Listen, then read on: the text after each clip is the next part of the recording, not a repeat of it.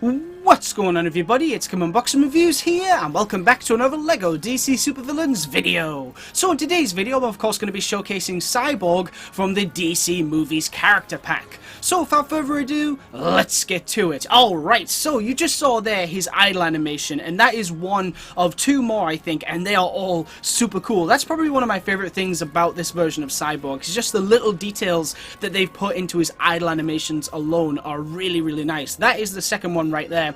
The third one, he actually has a football, and I really hope he showcases it because it is just amazing. You can see there with the appearance, though. The appearance, my favorite thing about that is the fact that his chest is actually glowing red. That is really nice. There it is! There's the third idle animation. Look at that!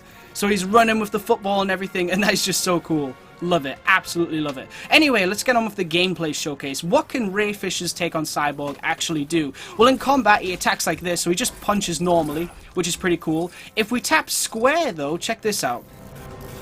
You can see there he morphs his hands into these weapons, which is awesome.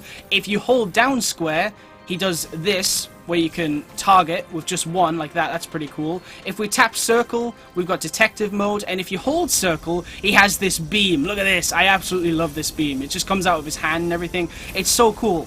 That's one of the things I love most about this pack, is you can tell they've really put a lot of detail into it. They didn't just go, you know what, let's just make Cyborg, give him the movie design, but he has the same abilities as the main Cyborg. He doesn't. He actually plays completely different, which is super cool. And he's also super strong, so he can pick up this car and chuck it over there as well, which is nice. So let's actually go fight the police as Cyborg, because obviously there's no random crimes or anything like that.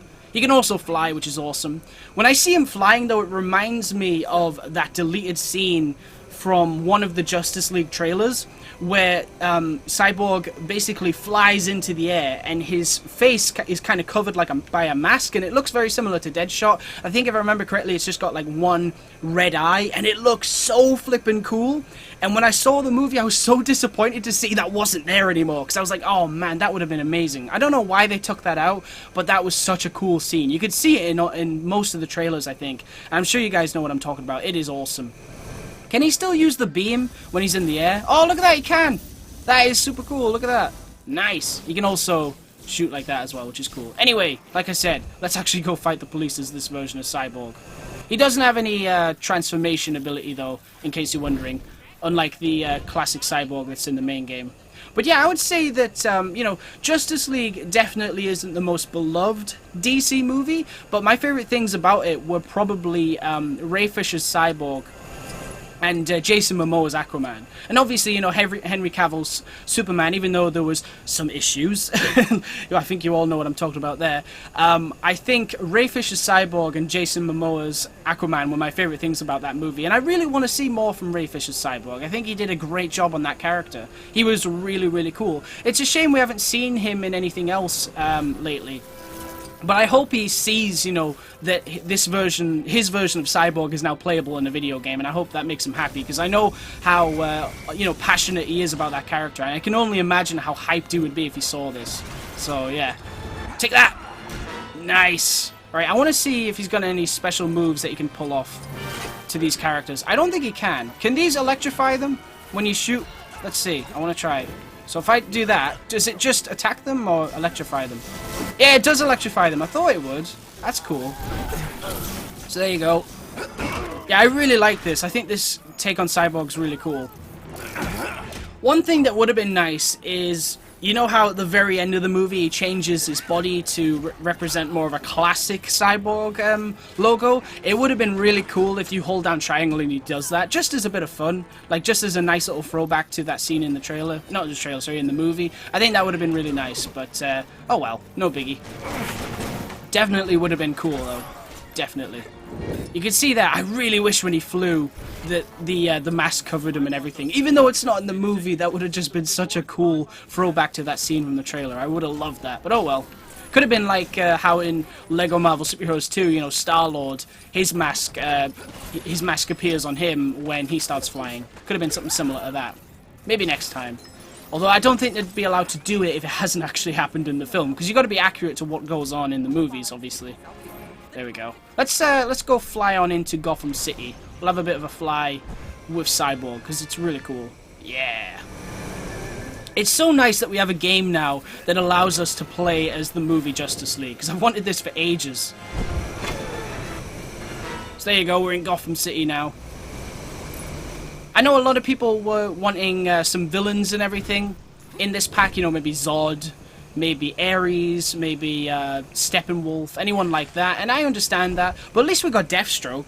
You know, I think Deathstroke is really cool. I can't wait to showcase him. He looks awesome. I haven't actually played as him yet, so I'm excited to see what he can do. But, yeah, at least they included one villain.